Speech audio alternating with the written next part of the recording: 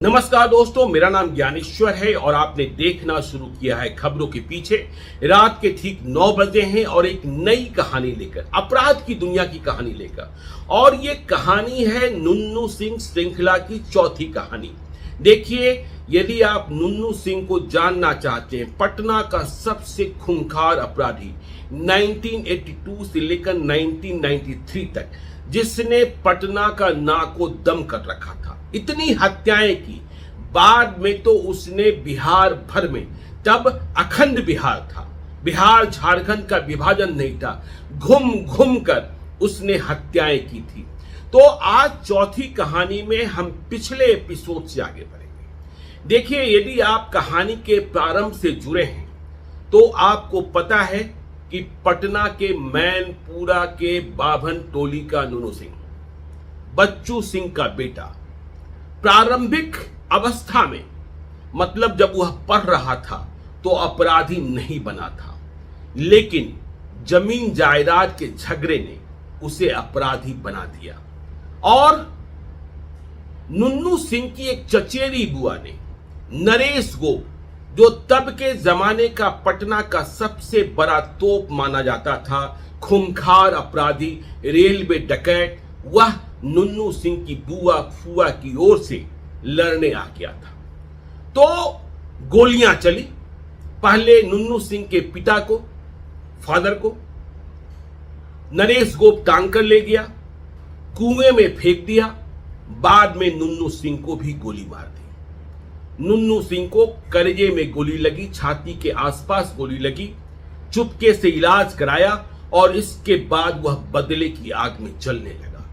अब यह तय हो गया था कि या तो हम जिंदा रहेंगे या वो जिंदा रहेगा, दोनों में किसी एक को मरना था।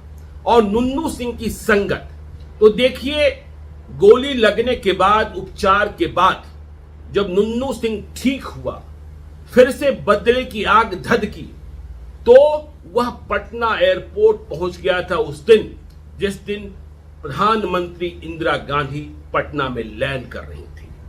सुरक्षा की तमाम व्यवस्था थी। नुन्नू सिंह को सामने नरेश गोप दिख गया था, लेकिन वह नरेश गोप को मार पाता, गोली चला पाता, इसके पहले पुलिस के हत्थे चढ़ गया। फिर वह जेल गया। अब देखिए आगे की कहानी।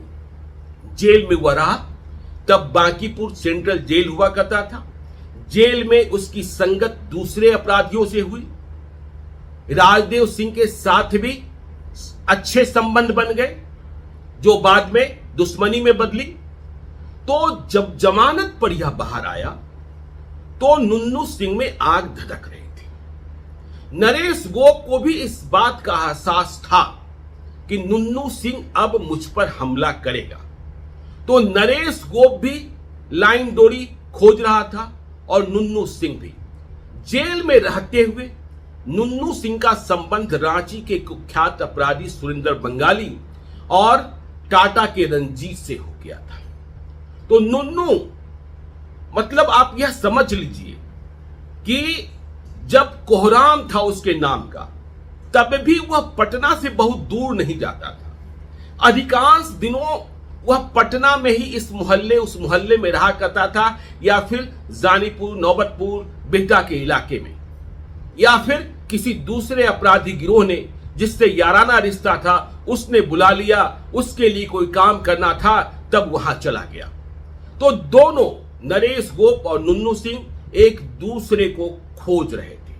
तभी एक दिन नुन्नू सिंह को एक मुखबिर ने, दोनों ने ही एक दूसरे के गिरोह में फूट डाल रखी थी, भेदिए बना रखे थे। नुन्नू सिंह को इस बात की खबर मिली कि नरेश गोप अभी अपने कुछ साथियों के साथ, दिन का ही पहर था, स्टेशन के पास बैठा हुआ है, बैठकी लगी हुई है, लेकिन वहां जाकर हमला बोलना ठीक नहीं होगा, वहां मुठभेड़ हो जाएगी, दोनों ओर से गोलियां चलेगी।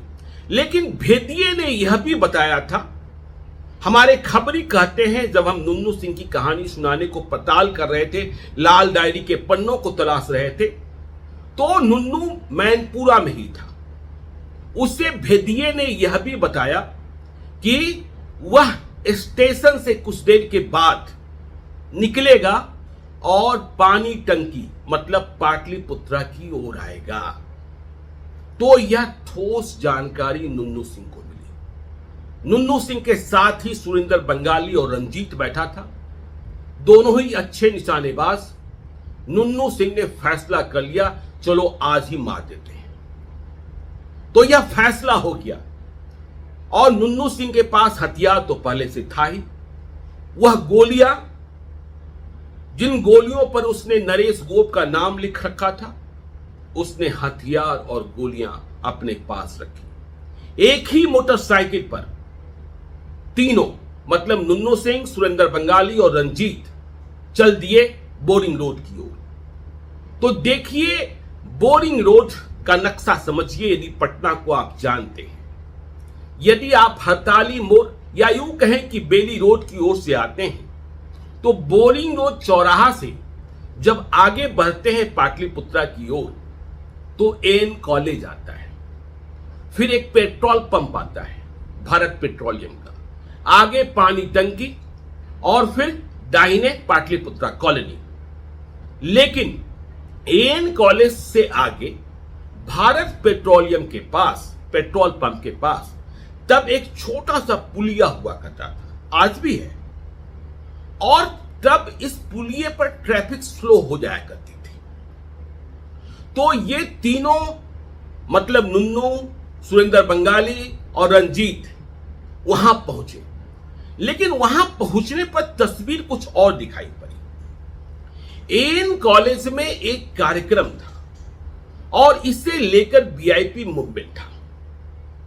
मुख्यमंत्री डॉक्टर जगन्नाथ मिश्रा को एन कॉलेज के कार्यक्रम में शामिल होने को आना था, तो पुलिस बल की अतिरिक्त तैनाती थी। तो खबरी हमारे कहते हैं, पुराने खबरी, कि सुरेंद्र बंगाली और रंजीत ने समझाया कि नहीं, आज इस कांड को अंजाम देना ठीक नहीं होगा, किसी दूसरे मौके की तलाश करते हैं। लेकिन नुन्नू सिंह बदले की आग में इतना धधक रहा था कि उसने कहा, मारेंगे आज ही या तो मर जाएंगे। और पुलिस वाले पीछे हैं। यह तीनों मोटरसाइकिल खड़ी कर उस पुलिया के पास खड़ी हो गए जहां ट्रैफिक स्लो होता था। कुछ ही देर बाद उधर पुलिस, और कुछ ही देर बाद यह नुन्नू सिंह ने देख लिया। सुरेंद्र बंगाली और रंजीत नरेश गोप को पहचानता तो था नहीं। तो नुन्नू सिंह ने देखा कि नरेश गोप एक बाइक पर पीछे बैठकर चला आ रहा है, बाइक दूसरा कोई और चला रहा है। तो जैसे ही दूर से ही देखा था, बाइक करीब पुलिया के पास पहुंचा, नुन्नू सिंह ने बिना सोचे समझे पहली गोली दाग दी। और जब पहली गोली दागी गई तो यह गोली नरेश गोप को नहीं लगी, जिसका असली नाम राम नरेश यादव था।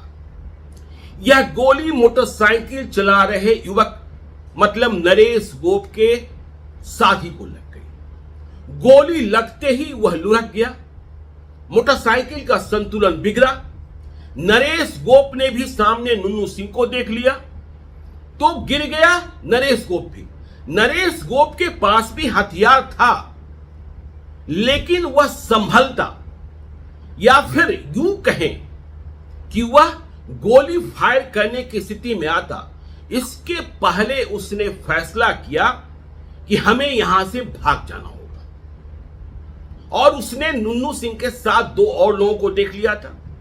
तो जो पुलिया, उस पुलिये के नीचे जलकुंभ भी जो आनंदपुरी की ओर जाता था। तो नरेश गोप ने पुलिया से नीचे छलांग लगा दिया जलकुंभी में। और अब नुन्नू सिंह ने भी न आओ देखा न ताओ देखा, उसी पुलिये से जिससे नरेश गोप ने छलांग लगाया था, नुन्नू सिंह भी कूद गया। ऊपर से सुरेंद्र बंगाली और रंजीत चिल्लाता रहा, बचो बचो बचो। अब देखिए, जैसे ही पहले नरेश गोप कूदा, फिर नुन्नू सिंह कूदा। नुन्नू सिंह ने जलकुंभी में भागते हुए नरेश गोप पर गोलियां चलानी शुरू कर दी और जलकुंभी में खदेड़ा खदेड़ी, फिर इतनी गोलियां मारी। और देखिए, जब गोलियां चलने लगी तो वहां ट्रैफिक जाम हो गया। वहां लोग मतलब दिन दहाड़े जलकुंभी में इस तरीके से, हमने इसलिए पिछले एपिसोड में कहा था कि इस तरीके की गोलीबारी पटना शहर में पहले कभी नहीं देखी गई थी। और तब जब पास में एन कॉलेज में मुख्यमंत्री जगन्नाथ मिश्रा का कार्यक्रम लगा हो, पुलिस की तैनाती हो, अतिरिक्त पुलिस बल की तैनाती हो, तो गोलियों की आवाज से थर्रा उठा। देखिए, सुरेंद्र बंगाली और रंजीत को लगा कि अब तो नीचे गोलीबारी हो रही है, यदि हम यहां से नहीं भागे, पुलिस भी आ गई जो पास में तैनात थी एन कॉलेज के आसपास। तो पुलिस ने जलकुंभी में कूदने का फैसला नहीं किया। पुलिस ने हवाई फायर करना शुरू किया, या यूं कहें कि जलकुंभी के भीतर जो भाग रहे ये दोनों थे, या इन दोनों के बीच जो धींगा मुश्ती हो रही थी। पहली दूसरी गोली के बाद तो जलकुंभी के भीतर नरेश गोप तैर ही गया था, मतलब अब तो शरीर निढाल हो चुका था। लेकिन शरीर निढाल होने के बाद भी नुन्नू सिंह ने मनमाफिक गोलियां मारी और पुलिस वालों के पास अब 350 राइफल हुआ, नहीं माफ कीजिएगा, 303 राइफल हुआ करते थे। उसका निशाना कितना दूर तक जाता। तो जब नरेश गोप को देखिए, अब नुन्नू सिंह ने नरेश गोप से बदला ले लिया और जलकुंभी के रास्ते ही वह भागते भागते आनंदपुरी की ओर निकल गया। अब नरेश गोप के मारे जाने की खबर भीड़ मजमा वहां जमा है। पूरे शहर में यह खबर आग की तरह फैली कि एन कॉलेज के पास जलकुंभी में दो गुटों में, दो गिरोहों में जबरदस्त तरीके से, नरेश गोप तो गोली चला ही नहीं पाया था, गोलीबारी हुई है और शहर के खतरनाक अपराधी नरेश गोप को नुन्नू सिंह ने मार दिया। नुन्नू सिंह का नाम बहुत लोग नहीं जानते थे, क्योंकि इंदिरा गांधी के पटना आगमन के दिन जिस तरीके से रिवॉल्वर के साथ वह पकड़ा गया था, अखबारों में बहुत जानकारी तो आई नहीं थी। बस ये खबर आई थी कि वह इंदिरा गांधी पर कोई अटैक करने नहीं आया था, वह अपने विरोधी अपराधी दुश्मन राम नरेश यादव को मारने आया था।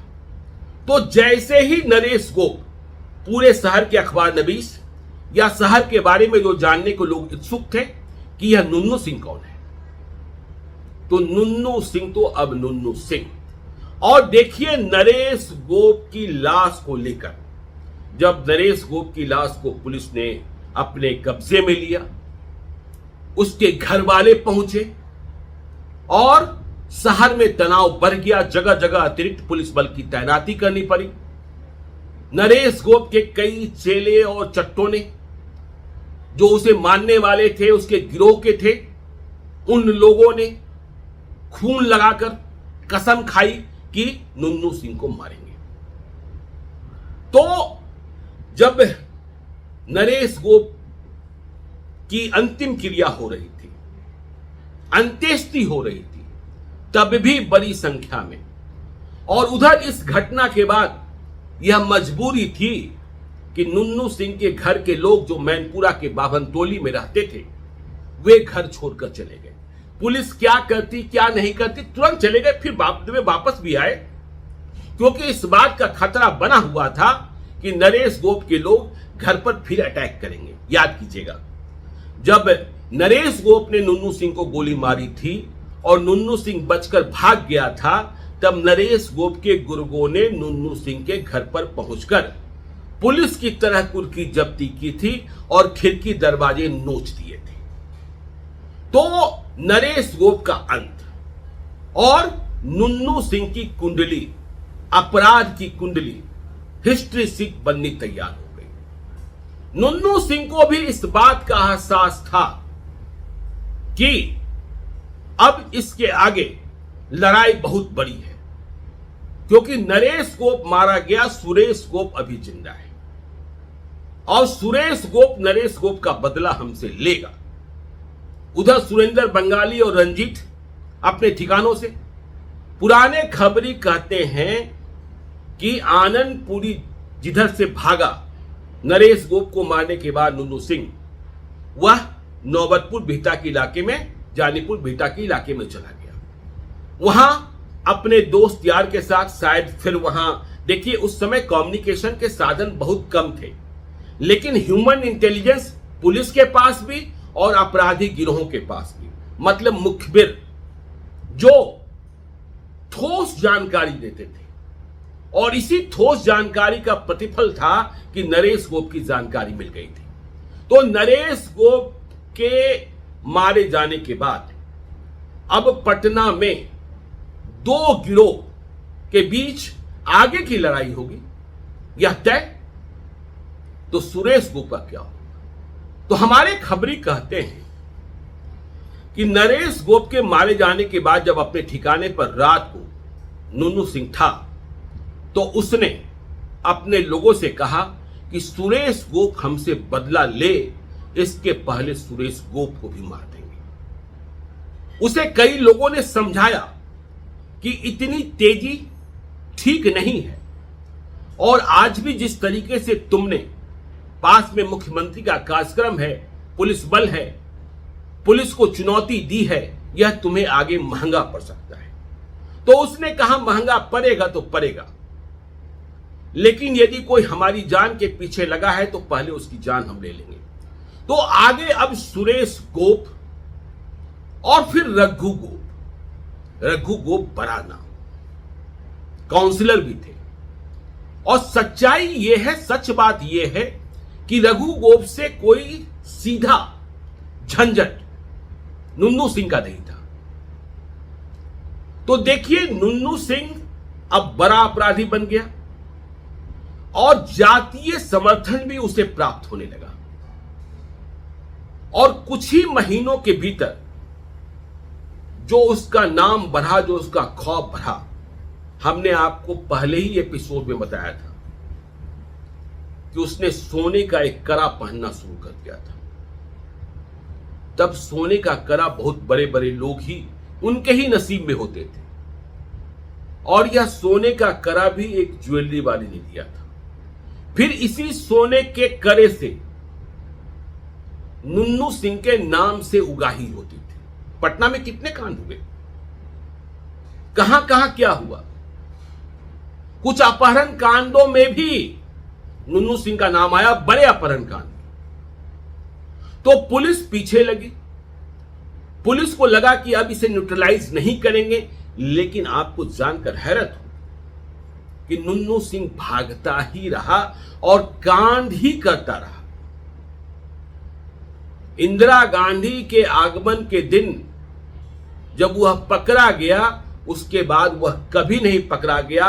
4-5 मार्च 1993 को वह सीधे doctor Ajay Kumar city SP के हाथों मारा ही गया था। और तब मारा गया जब यह चर्चा बहुत तेज थी।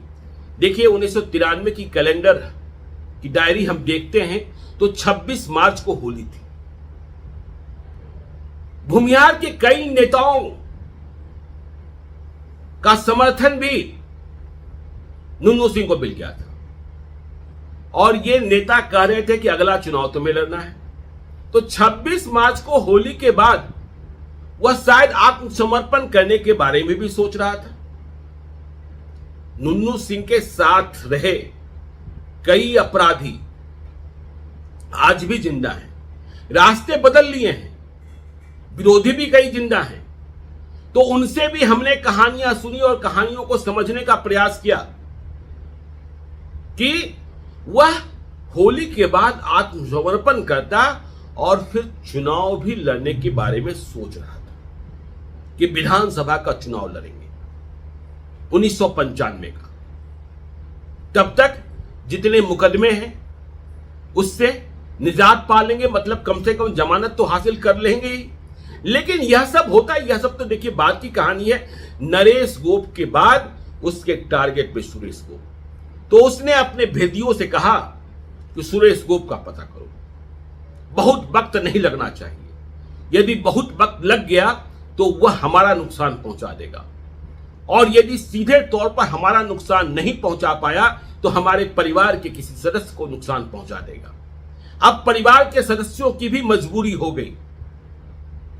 बच्चू सिंह, उनके पिता राजनारायण सिंह चाचा, शादी भी हो गई थी, बच्चे भी हो गए थे। प्रतिमा देवी, हमने बताया ही था कि प्रतिमा देवी का असली घर तो नुनू सिंह की पत्नी पुनीता देवी का असली घर दरभंगा जिला, लेकिन शादी हुई थी मामू के घर से, वैशाली के पटेरा से।